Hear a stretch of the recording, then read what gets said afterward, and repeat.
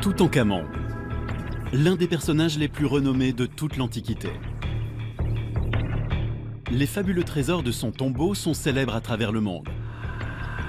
Toutankhamon semble avoir reçu de parfaites funérailles. Il a été préparé pour l'autre monde de façon somptueuse, digne d'un pharaon. Mais des égyptologues de différents pays restent perplexes. La momie de Toutankhamon est très particulière. C'est l'une des plus étranges que j'ai pu voir. Il se trouve que les choses ne sont pas comme elles auraient dû l'être. Le tombeau de Toutankhamon a quelque chose de bizarre. Certes, il est mort jeune, mais ils auraient dû être mieux préparés.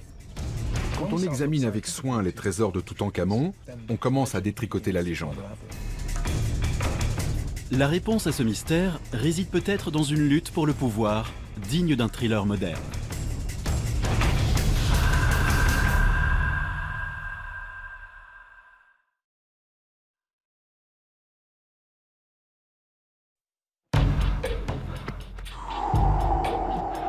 Égypte, 1323 avant Jésus-Christ. Un messager traverse le désert. Il est porteur d'une triste nouvelle. Toutankhamon, le jeune pharaon, est mort. Voici le récit de l'un des tombeaux les plus célèbres de l'histoire et des enjeux considérables autour de la succession du pharaon. Le peuple égyptien prend très au sérieux les funérailles de ses rois. Le pharaon doit être momifié avant d'être placé dans un impressionnant sarcophage. Il est enterré avec tous les biens nécessaires pour son voyage vers l'au-delà. Un rite essentiel pour que le pharaon puisse obtenir sa place parmi les dieux.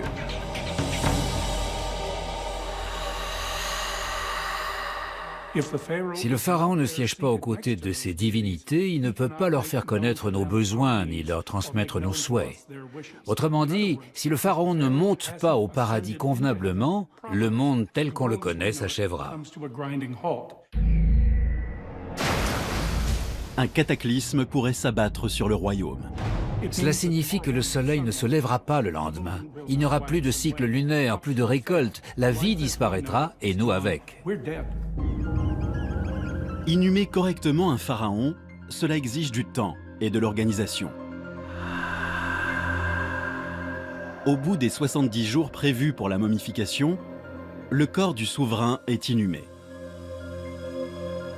Sa momie demeure intacte encore aujourd'hui. Salima Ikram compte parmi les meilleurs experts dans ce domaine. En examinant les radios de la momie, elle a trouvé un indice qui montre que les funérailles du jeune roi n'ont pas été parfaites. La momie de Toutankhamon est très particulière. Elle n'a rien de comparable avec toutes les momies des 18e et 19e dynasties que j'ai pu examiner. Le procédé de momification semble de piètre qualité, alors que tous les éléments dont il est paré et les trésors de sa tombe témoignent de son importance. Pourquoi a-t-il été aussi mal momifié ? Les Égyptiens procédaient à la momification des animaux et des humains de la même manière. Salima va momifier un mouton pour montrer ce que le cas de Toutankhamon a d'inhabituel. La première étape de momification, c'est de retirer les organes internes. Pour l'homme, il faut s'imaginer une personne allongée à laquelle on fait une minuscule incision sur le côté gauche. Sur la momie de Toutankhamon, contrairement aux autres momies de la 18e dynastie, il y a une longue entaille qui va du nombril au flanc gauche. C'est un fait sans précédent. Ces longues incisions sont courantes sous la 26e dynastie. Mais Toutankhamon est décédé 650 ans plus tôt. Salima commence par retirer les organes internes. Tiens-le bien. D'abord le foie. Le voilà. Oh, il est bien accroché. Et aussi très glissant.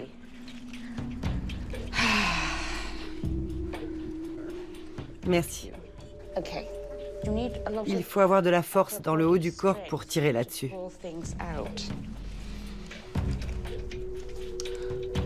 Et voilà. Toute une série de jolis organes qui sortent bien comme il faut. Ce sont des fragments de poumons. Le cœur, lui, on le laisse à l'intérieur. C'est impératif. Le cœur doit être présent dans le corps au moment de la pesée de l'âme et de l'accès à la vie éternelle. Autre surprise, à l'examen des radios de la momie, aucun signe d'un cœur. On pense qu'il n'y a pas de cœur à l'intérieur, mais la couche de bandelettes imbibée de résine peut très bien nous le dissimuler. Soit il n'y est pas, soit il est parfaitement caché à l'intérieur. Dans les deux cas, ça n'a rien d'habituel pour une momie de la 18e dynastie. Une fois retirés, les viscères du pharaon sont embaumés, enveloppés et placés dans de petits cercueils. Le tout est inhumé avec le corps dans ces coffres canopes.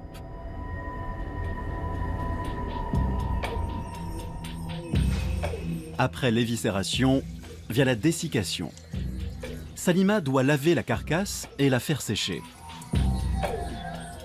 Toutankhamon lui aussi a été lavé à l'eau et au vin de palme, afin d'être désinfecté. Salima remplit la cavité de sacs de natron, un mélange naturel de sel et de bicarbonate de soude. Ensuite, le corps tout entier en est recouvert. Un petit oreiller pour le mouton. Le corps est laissé assécher pendant 40 jours. Le natron absorbe l'humidité et les graisses du corps. Salima constate à nouveau la piètre qualité de la momification. Son corps avait déjà commencé à se détériorer. Peut-être est-il mort à un endroit où ce rite n'a pas pu être pratiqué immédiatement, où il n'y avait pas de natron. Salima Ikram fait une hypothèse intéressante. Toutankhamon a peut-être été tué au combat, ou bien il est mort à la chasse. En tout cas, loin de la vallée du Nil. Les embaumeurs ne pouvaient alors pas agir immédiatement. Le corps devait être rapatrié en toute hâte.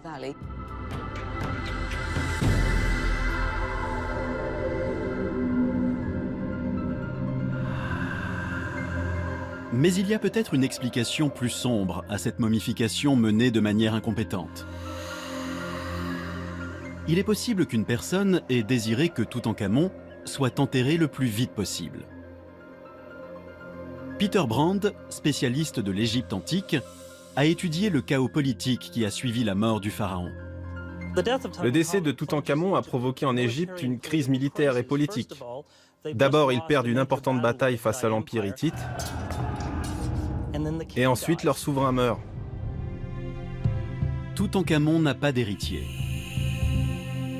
La période des 70 jours débute. La panique s'empare de la vallée du Nil. Il faut inhumer Toutankhamon à temps et lui trouver un successeur. Ils sont 3 prétendants au trône.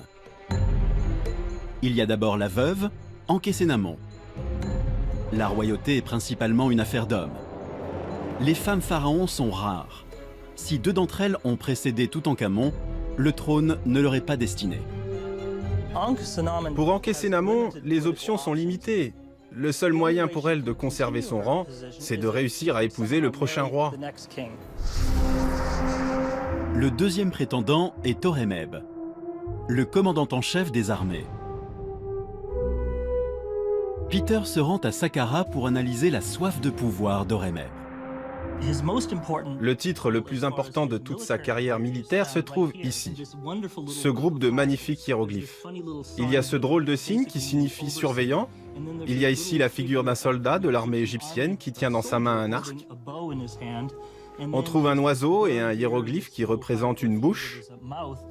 On a l'expression grand surveillant de l'armée, autrement dit une sorte de généralissime, de chef suprême de l'armée égyptienne. Le pouvoir et l'influence d'Horemheb s'étendent bien au-delà. Il a également reçu des titres honorifiques. Il est surnommé le meilleur des meilleurs, le plus grand des plus grands. Il est appelé le délégué des délégués, l'inspecteur des inspecteurs.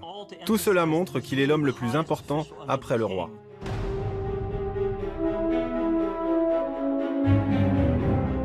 Les bas-reliefs retracent sa carrière telle des curriculums.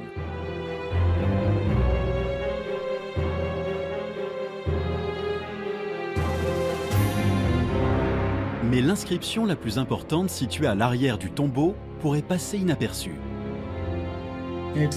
Ce petit groupe de hiéroglyphes ici nous indique qu'il a été nommé héritier du trône. Et par conséquent, il est le successeur officiel de Toutankhamon. Mais Horemheb rencontre un problème. Il mène une campagne militaire hors du pays. Cela laisse une ouverture à un troisième prétendant. Un vieux courtisan nommé Haï. C'est un outsider, mais sa position de chambellan lui apporte beaucoup de relations politiques. L'une de ses fonctions probables est d'organiser les funérailles de son roi, qui vient de mourir. C'est l'occasion pour lui de renforcer ses prétentions au trône. Horemheb absent, Haï doit agir vite. Si Haï souhaite vraiment devenir roi, c'est dans son intérêt d'inhumer Toutankhamon au plus vite, pour afficher ses prétentions politiques. Car dans l'Égypte antique, celui qui enterre un pharaon en devient le successeur.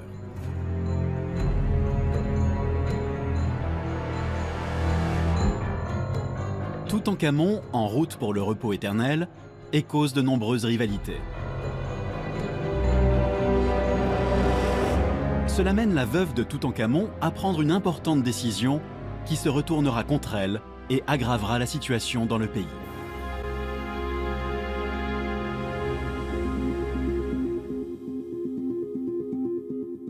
Le jeune pharaon Toutankhamon est mort. La première étape du rite de momification a commencé. Dans l'importante lutte pour lui succéder, Haï, le chambellan, a une chance incroyable de consolider ses prétentions au trône.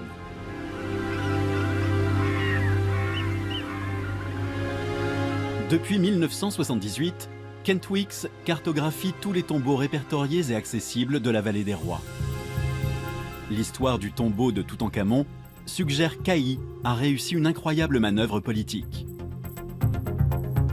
Kent se souvient de sa première descente dans la dernière demeure de Toutankhamon. Vu les autres tombeaux que j'ai pu visiter avant celui-ci, je m'attendais à découvrir quelque chose de grandiose. Des milliers de mètres carrés consacrés au plus grand des souverains. Voici ce qu'il a trouvé. Un tombeau de 4 salles, étroit et peu impressionnant. On entre et tout y est très décevant. Les parois ne sont pas décorées.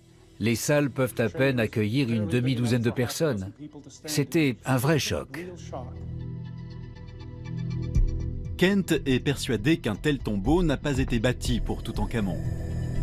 Il devait avoir prévu pour lui-même, ailleurs dans la vallée, un autre tombeau digne d'un pharaon.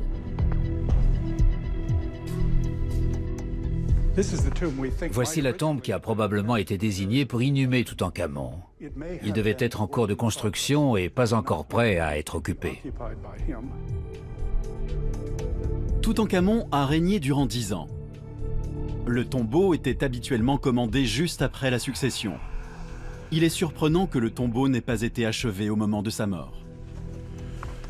Voilà de quoi est faite la vallée des rois. C'est du calcaire. C'est la roche que l'on trouve quasiment partout en Haute-Égypte. C'est tendre, facile à creuser. On peut y creuser une tombe relativement facilement. Les fresques de l'époque montrent la manière dont cela se déroulait. Cela demande peu d'efforts et pas trop de temps. On estime qu'un groupe d'environ 8 ouvriers pouvait déblayer quotidiennement l'équivalent d'1 mètre cube de roche calcaire. À ce rythme, il aurait fallu compter 15 mois pour un grand tombeau. Le fait que la tombe royale de Toutankhamon n'ait pas été achevée durant ses 10 ans de règne pourrait être dû à des circonstances particulières. La fin de la XVIIIe dynastie marque une période de trouble pour le peuple égyptien. Il traverse une série de crises. L'Égypte est en guerre. Et Toutankhamon connaît de graves problèmes dans son pays. Il dirige un pays qui se remet des bouleversements causés par son père. Surnommé le pharaon hérétique, Akhenaton a abandonné le culte des dieux habituels et banni les prêtres. Il a instauré le culte du dieu Soleil et construit une nouvelle capitale religieuse, Amarna. Cela bouleverse l'économie et perturbe la population. Lorsqu'Akhenaton meurt, le culte disparaît avec lui. Toutankhamon a dû lutter pour réinstaurer la religion traditionnelle. Il a même érigé une stèle pour rappeler ses faits. Kent pense que ces perturbations expliquent le fait que la tombe soit restée inachevée. Il se passait quelque chose à l'époque, c'est évident. Ça a pu être des guerres, la fin de la période amarnienne, les crises économiques, ça a pu être la mort soudaine de Toutankhamon ou même un mélange de tous ces facteurs. Cette tombe inachevée pose un problème à Haï. Les avis divergent quant à la suite des événements. Kent pense que Haï a pu décider d'inhumer Toutankhamon dans la tombe qu'il faisait construire pour lui-même. Ils ont pu échanger leurs tombeaux. Toutankhamon est mort de façon soudaine. Il a fallu se dépêcher de l'inhumer. Un tel échange est un acte politique de génie. Quand Haï a fait l'échange des tombeaux, il a pris de l'importance. Il s'octroie un tombeau royal et s'affirme alors comme un successeur légitime. Un autre problème se pose. Par sa taille et son agencement, le tombeau n'a rien de royal. Kent estime cependant qu'il y avait là tous les éléments nécessaires. Donc, Haï a dû penser que cela constituait un lieu acceptable pour le repos d'un roi. La tombe de Toutankhamon semble n'avoir rien de commun avec les tombes royales que nous connaissons. Mais il suffit de pas grand-chose pour la transformer en une tombe royale standard de la 18e dynastie. Quand on fait pivoter de 90 degrés les 4 salles de la tombe, le couloir d'entrée et la chambre funéraire se retrouvent alignés. Un modèle plus traditionnel. Et voilà, le plan classique d'une tombe de la 18e dynastie. Haï est alors tout proche de devenir le prochain roi d'Égypte. La veuve de Toutankhamon est dans une position délicate. Si elle veut rester au pouvoir, Ankhésénamon doit épouser le successeur avant les funérailles. Ce dernier doit être présent pour réaliser le rituel d'ouverture de la bouche qui prépare le corps à la vie dans l'au-delà. Ankhésénamon fait donc un pari diplomatique désespéré pour conserver sa position. Elle écrit au souverain de l'Empire hittite, l'actuelle Turquie, pour demander de l'aide. La réalité dépasse la fiction, impossible d'inventer une telle histoire. Les Hittites ont conservé cette étrange missive dans leurs archives. Peter Brand l'a étudiée attentivement. Elle dit en substance que son mari est mort et qu'il n'a pas de fils. Mais le roi hittite avait de nombreux fils, donc elle lui demande de lui envoyer l'un d'eux pour qu'il devienne son mari, et par conséquent le nouveau roi d'Égypte. Un pari dangereux. Tout cela se déroule dans un climat d'extrême tension, parce que l'Empire égyptien est en conflit avec l'Empire hittite. Horemheb a mobilisé l'armée, ici, à la frontière, et les Égyptiens et les Hittites se battent ici, en Syrie, près de Kadesh. Un acte désespéré. La reine dit qu'elle a peur. Elle redoute d'épouser une personne qui n'est pas de sang royal, Horemheb ou Haï par exemple. Elle ne veut pas. La veuve manque de temps. Pour que son pari soit payant, la lettre doit arriver avant les funérailles de son mari.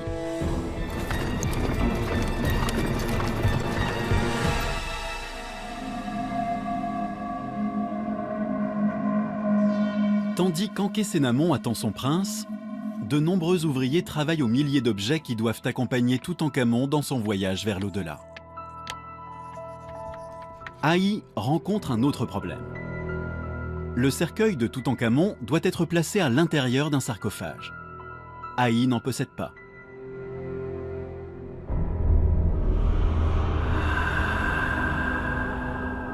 « 40 jours se sont écoulés depuis la mort de Toutankhamon. Le temps vient à manquer. Il reste 30 jours avant les funérailles. Ça met du temps à fondre. Salima Ikram, une égyptologue, s'évertue à montrer à quel point Toutankhamon a été mal momifié. Comme ce mouton, les organes du pharaon ont été retirés et son corps a séché. À présent, Salima recouvre le mouton d'huile. Toutankhamon a dû bénéficier des meilleures huiles. L'huile est utilisée non seulement pour son aspect sacré, mais aussi pour le fait qu'elle rend au corps sa flexibilité. En huilant Toutankhamon, il a été possible de placer ses bras en position croisée, sans qu'ils ne se rompent. Salima scelle le corps avec des résines chauffées, souvent de l'encens ou de la myrrhe. Le corps prend un éclat doré.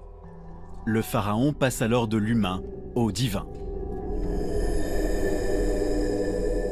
Mais là encore, Toutankhamon a été momifié de façon inhabituelle. D'importantes quantités de résine ont été utilisées. On ne sait pas trop pourquoi Toutankhamon a été recouvert d'autant de résine et d'huile. Peut-être était-ce pour couvrir un travail bâclé. Peut-être ont-ils ajouté de la résine pour dissimuler leur niveau d'incompétence. Ou bien alors pour couvrir leurs erreurs et éviter d'essuyer toute une série de critiques. Quelle que soit la raison, le résultat est là. Son corps a été comme carbonisé.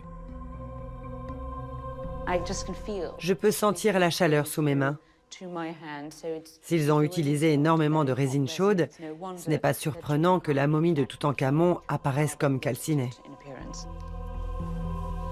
L'ultime tâche, durant les 30 derniers jours, est d'envelopper le corps dans du lin. Salima découvre enfin une chose digne d'un pharaon. Même si la momification n'a pas été réussie, le corps a été extrêmement bien enveloppé.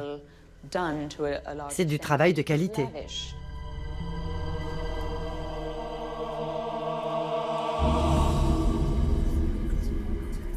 La momification du mouton est terminée. La momie de Toutankhamon est placée dans un magnifique cercueil en or massif. 2 autres cercueils viennent recouvrir le premier pour davantage de protection. Le tout est placé dans un sarcophage de pierre dans le tombeau.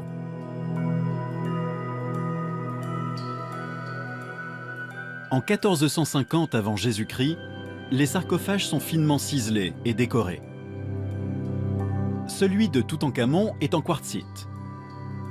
Les experts Marianne Eaton-Krauss et Dennis Stocks l'ont étudié et ont noté des anomalies. Comment un ouvrage de telle facture a-t-il pu être réalisé en 70 jours? La réponse se trouve peut-être ici. En Angleterre, à York, dans la plus grande cathédrale gothique du nord de l'Europe. Une équipe de 25 tailleurs de pierre et sculpteurs rénove l'édifice. Dennis Stocks, archéologue expérimental, leur a proposé un défi.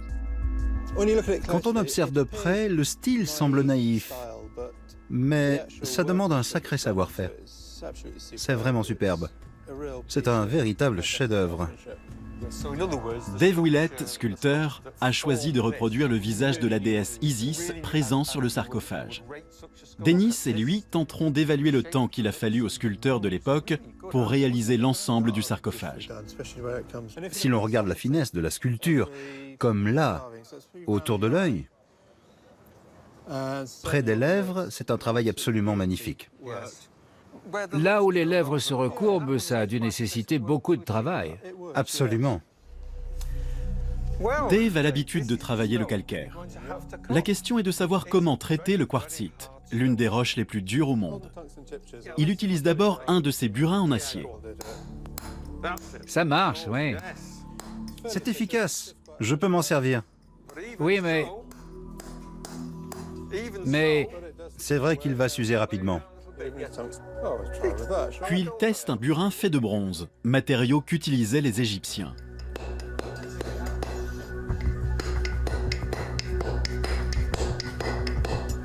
C'est pas terrible. Dave n'est pas convaincu par ces 2 outils. Après des années de recherche sur les techniques archaïques, Dennis a conclu que les Égyptiens utilisaient du silex. C'est bien plus efficace que le bronze. ça semble fonctionner. C'est bien mieux que le bronze. Avec une roche aussi dure, on voit qu'on a besoin de pierre pour travailler la pierre. Oui, absolument. Dave se met au travail. le visage de la déesse est en relief. Une fois le tracé réalisé, il doit tailler la pierre autour, une tâche qui s'annonce laborieuse. C'est très différent d'utiliser un outil fait de pierre plutôt qu'un outil fait d'acier. Ça va être difficile pour lui au début, mais il va s'y habituer. Je crois qu'il va lui falloir réapprendre à tailler la pierre. En Égypte, Marianne Eaton-Krauss examine le sarcophage de Toutankhamon. Durant des années, déroutée par des anomalies au niveau des 4 déesses ailées, elle a étudié les photographies. Cela l'a menée à faire une incroyable découverte. Si on commence ici, à la tête du sarcophage, on peut constater combien ces figures sont extrêmement détaillées. On voit le collier qui a été réalisé en relief, le nœud dans la bretelle de la robe, et aussi le nombril, la position du pied et les bracelets aux chevilles. À l'autre extrémité, tout est différent. Ici, nous avons la déesse Serket. On retrouve bon nombre de détails, mais ceux-ci sont seulement peints. Elle n'a pas de nombril. La tête du sarcophage a été très travaillée. On voit que cette extrémité-ci a été peinte et plutôt à la hâte. Dans la cathédrale d'York, le sculpteur Dave Willett commence à comprendre pourquoi certaines parties sont plus abouties que d'autres. Il lui a fallu 50 heures pour tailler la pierre et faire ressortir le visage. Il découvre comment les Égyptiens ont pu réaliser le sarcophage et ce qu'ils ont dû endurer pour y parvenir. En utilisant des morceaux de granit, ils ont pu retirer de grosses portions de pierre, parce que c'est bien plus efficace que d'utiliser du silex. Mais c'est un travail extrêmement difficile. Ils devaient être complètement épuisés. Il fallait être costaud pour faire ça toute la journée.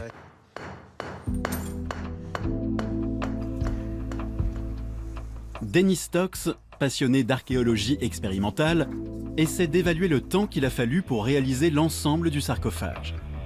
Ses recherches le mènent à penser qu'avant même de sculpter la pierre, les Égyptiens creusaient le cœur du bloc de quartzite. En utilisant des tubes de cuivre, un arc pour les faire tourner et du sable pour creuser, en mobilisant 3 équipes travaillant chacune 8 heures par jour, il aurait fallu compter 536 jours, soit 18 mois.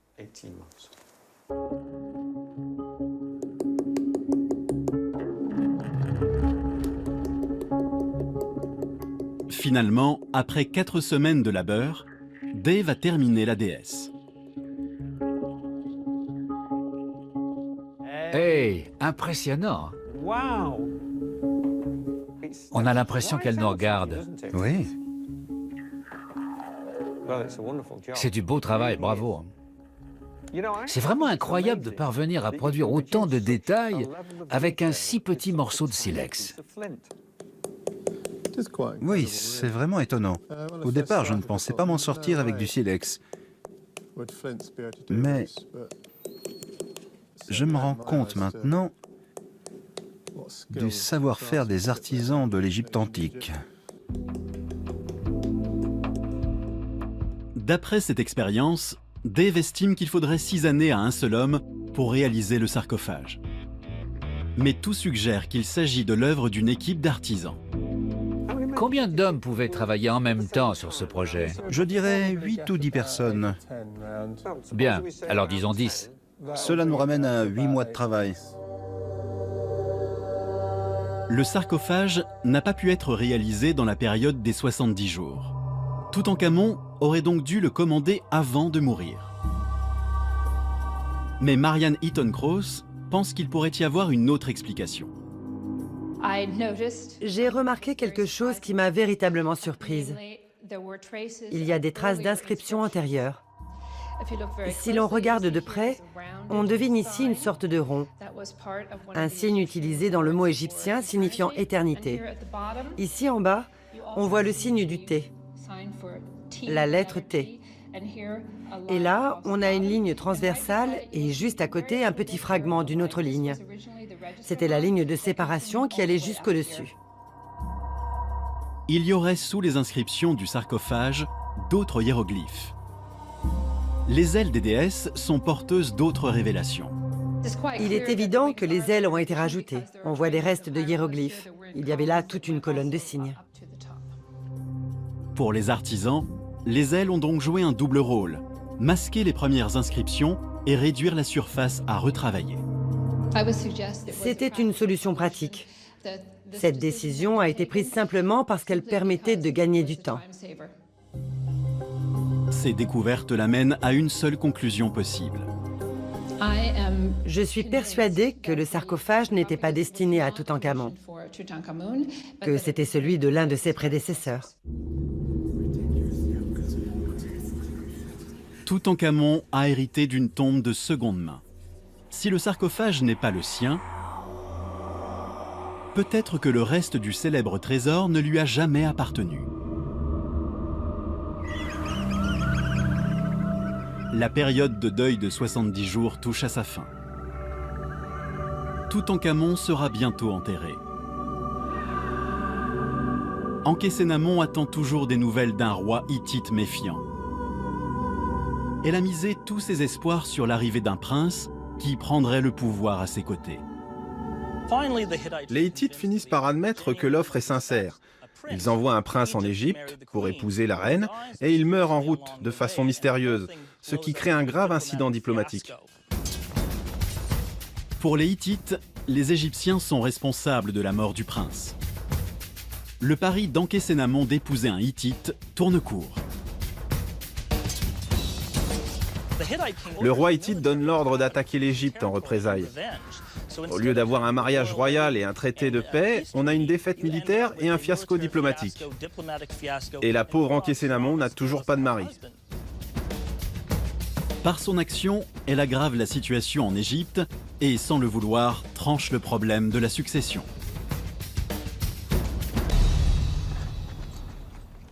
Durant toute cette crise, Horemheb doit se trouver quelque part sur le terrain, ici en Syrie, à la frontière de l'Empire égyptien, pour défendre le royaume contre une attaque des Hittites. Il est occupé par ce conflit et ne rentrera chez lui qu'après les funérailles. Il ne reste plus que Haï, le chambellan. La partie est terminée pour la reine Ankhésénamon. Elle n'aura pas de mari. En revanche, pour Haï, la partie ne fait que commencer.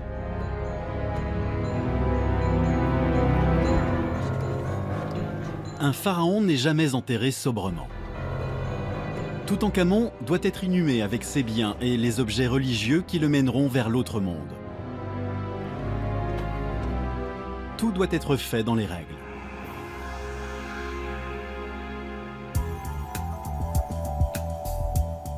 À 4000 km de là, un chercheur estime que ces préparatifs ont quelque chose d'étrange. Ici, en Angleterre, à l'Institut Griffiths, l'égyptologue Nicholas Reeves étudie les clichés des trésors de Toutankhamon tels que les a trouvés Howard Carter en 1922. Il espère découvrir combien de ces objets, comme le sarcophage, ont été recyclés. Je pensais très bien connaître cette sépulture. Et à force de regarder les détails encore et encore, j'ai commencé à voir les choses sous un autre angle. Nicolas examine les bijoux retrouvés dans le tombeau. Il découvre que le nom de Toutankhamon, inscrit dans les cartouches, semble en recouvrir un autre, et que les titres accolés ne sont pas les siens. Ces deux premiers hiéroglyphes, ces signes Eka Nefer, signifient « bon dirigeant ». Cette expression ne semble jamais avoir été utilisée pour désigner Toutankhamon. Elle s'applique à une autre personne, Akhenaton. Akhenaton, père de Toutankhamon et infâme hérétique, a abandonné le culte des dieux traditionnels pour un dieu unique, reniant le pouvoir des prêtres. La conclusion qui s'impose, c'est que beaucoup de ces bijoux ont été réalisés pour quelqu'un d'autre. Le nom Toutankhamon a été inscrit pour les funérailles. Nicolas examine la pièce la plus célèbre. Le cercueil extérieur présente un étrange détail. Sur le devant et de chaque côté, Il y a ces pans qui semblent comme tressés. Cette coiffure unique n'était arborée que par un seul homme, Akhenaton. Nicolas découvre que des cartouches ont été modifiées sur le deuxième cercueil. Mais la découverte la plus importante concerne le masque mortuaire. Nicolas est intrigué par une ligne de soudure. Ça peut être un trait de fabrication, la façon dont il les produisait, mais je ne crois pas. Il examine ensuite de quoi est fait le masque. Les incrustations de la coiffe sont en verre bleu. Sur le masque, c'est du lapis lazuli. Cela suggère une modification, une volonté d'améliorer. Cela le conduit à une étonnante conclusion. Je pense qu'on peut affirmer qu'il s'agit du visage de Toutankhamon. Mais je crois que le masque lui-même n'a pas été fait pour Toutankhamon.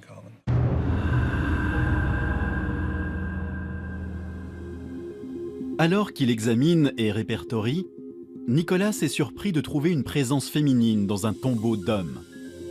Certaines des statues ont des formes féminines.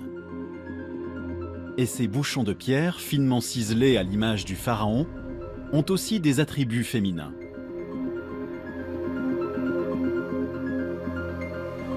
Ils viennent sceller des coffres en or qui renferment les organes embaumés. Mais ce matériel funéraire a-t-il bien été fabriqué pour Toutankhamon? Nicolas est à la recherche d'indices. Il n'y a rien à l'extérieur. En revanche, l'intérieur réserve des surprises. À l'intérieur, le texte a été modifié avec beaucoup moins de soin. Le nom du propriétaire antérieur est encore lisible. Il s'agit de Néfertiti, qui a régné aux côtés d'Akhenaton. Néfertiti, la célèbre reine de l'Égypte antique. Il se trouve que le tombeau de Toutankhamon ne renfermait pas seulement ses trésors, mais également ceux de son père et probablement de sa belle-mère. Si Haï était pressé d'inhumer Toutankhamon, c'était un bon moyen d'agir rapidement. Mais ces raisons étaient aussi d'ordre politique. L'histoire débute en 1907. Les archéologues qui fouillent la vallée des rois découvrent le tombeau KV55. Cela semble être une cachette pour une dépouille royale et du matériel funéraire. Nicolas Reeves pense que ces restes ont été rapportés d'Amarna à la mort de Toutankhamon. Tout cela a été rapporté dans la vallée des rois, empilé dans un coin. Ce qu'il fallait pour les funérailles de Toutankhamon a été récupéré. Ce qui restait a été replacé auprès de leur propriétaire. C'est comme si les prêtres refusaient de préparer Toutankhamon pour son dernier voyage et qu'ils en profitaient pour se débarrasser de ce qui était lié à la période amarnienne. C'est mis au tombeau et scellé dans l'espoir de tout oublier. Nicolas rassemble les preuves et évalue l'ampleur de cette opération de réutilisation. Je ne serais pas surpris si 80% des objets présents dans le tombeau provenaient d'autres propriétaires. C'est peut-être même plus. S'il dit vrai, 8 objets sur 10 du trésor de Toutankhamon appartiennent à d'autres personnes.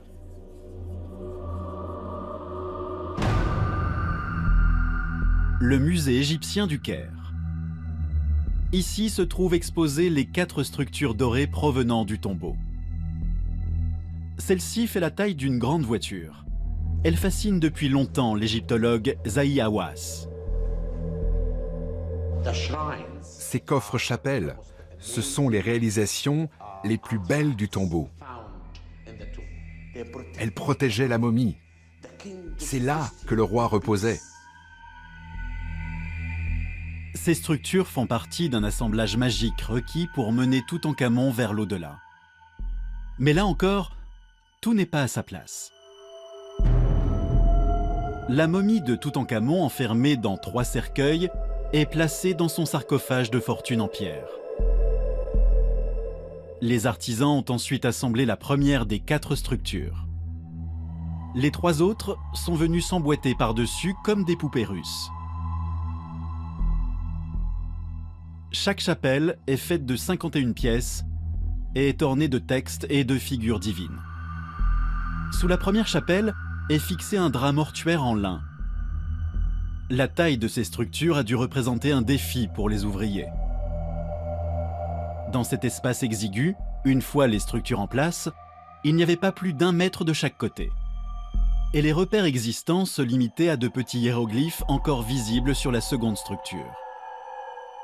Ce sont ces signes en noir. Cela montre que cette pièce se rattache à celle-ci et que cette autre pièce se rattache à celle-là. C'est ainsi que les ouvriers ont pu assembler ces structures. Regardez, on retrouve ce signe et ce signe, et encore ces deux-là. Voilà comment cela a été possible. La tâche est colossale. Certaines pièces pèsent 1 demi-tonne. Personne ne peut imaginer comment ces ouvriers ont pu travailler dans un lieu aussi étroit. Quand je pénètre dans la chambre funéraire, j'imagine combien ces gens, il y a plus de 3000 ans, étaient dévoués à leur tâche. Ils ont fait un travail remarquable pour s'assurer que ce jeune homme puisse s'élever avec son trône au milieu des dieux. Un ouvrage au millimètre près qui semble avoir été parfaitement calibré pour la chambre funéraire et le sarcophage. Mais sur certains des panneaux de bois, on trouve le disque solaire associé à Akhenaton. À Oxford en Angleterre, Nicholas Reeves tire ses conclusions. Comme pour le reste, quand on examine de près ces chapelles, on s'aperçoit que tout n'est pas totalement parfait. Certains cartouches portant le nom de Toutankhamon semblent avoir été modifiés. Il semble parfaitement évident que certaines chapelles, si ce n'est toutes, ont été fabriquées pour d'autres souverains. Haï est en passe de réussir. Le trône est à portée de main. Par une action audacieuse, Haï renforce sa légitimité.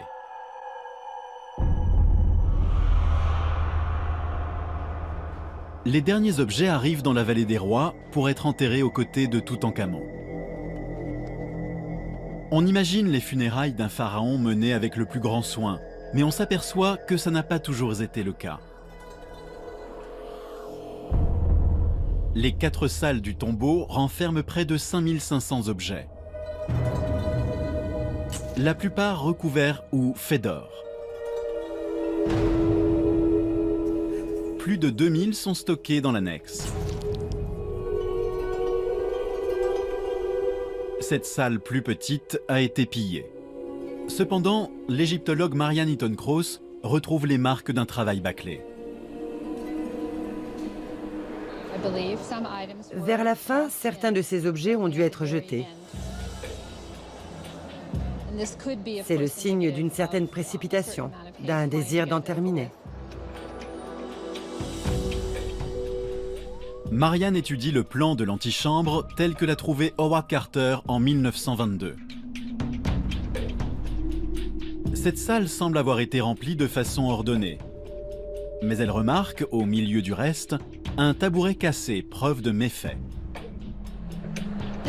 Pour ce tabouret, 3 pieds ont été retrouvés ici. L'assise et le 4e pied étaient à cet endroit, dissimulés derrière ces chars. Il est évident que ce tabouret a été démonté. Tout en haut des pieds, il y avait des bandes en or. Elles ont disparu. Elle pense que la tentation de chaparder était forte en voyant les objets passer de main en main jusqu'au tombeau.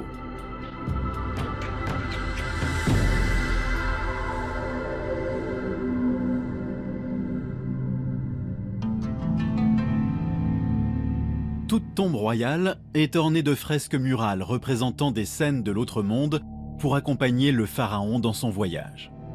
Un élément qui ne peut en aucun cas être de seconde main. Betsy Bryan expert en art, étudie la façon dont cela a été fait. Elle recherche les traces d'un travail précipité.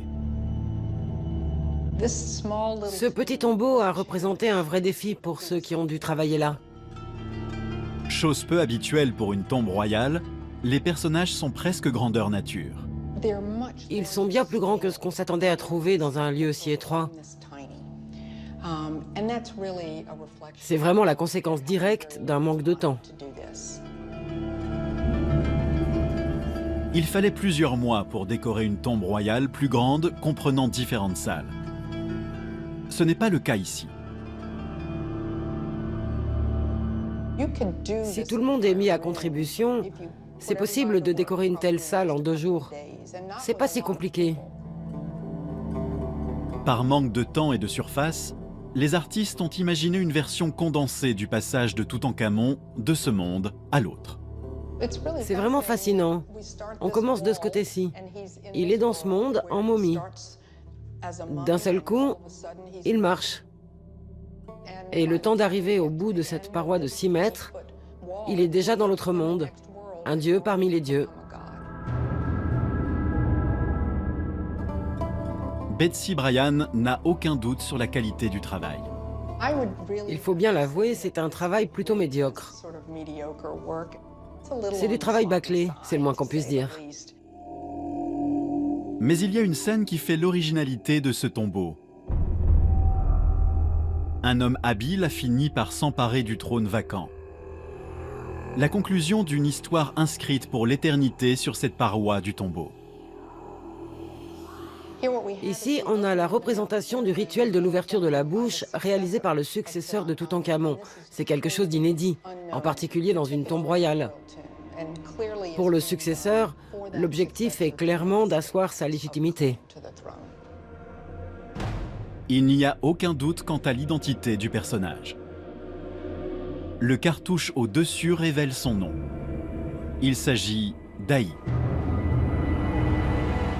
Aï a surpassé ses adversaires et s'est proclamé pharaon.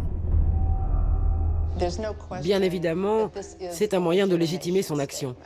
C'est une façon d'affirmer qu'il est l'héritier légitime. Il s'affiche en grand de la manière la plus ostentatoire possible. Enfin, le tombeau est prêt. L'enfant roi est mené de façon triomphale vers l'au-delà.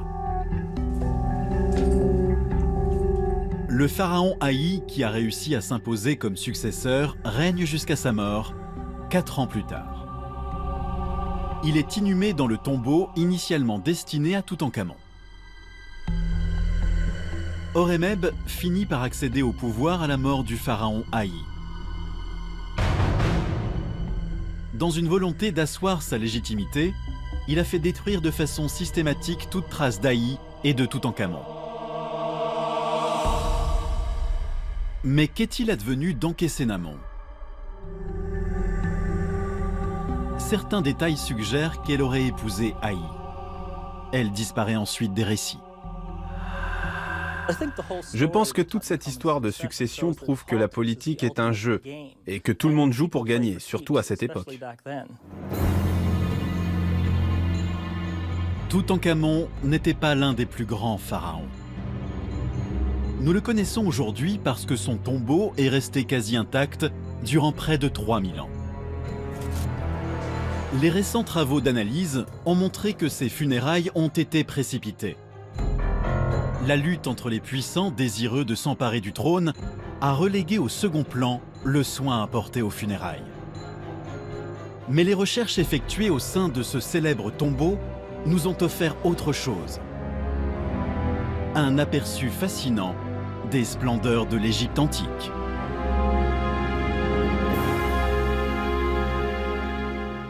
S'il s'agit des trésors d'un roi insignifiant, que pourrait bien renfermer le tombeau intact d'un souverain important? On ne peut que l'imaginer.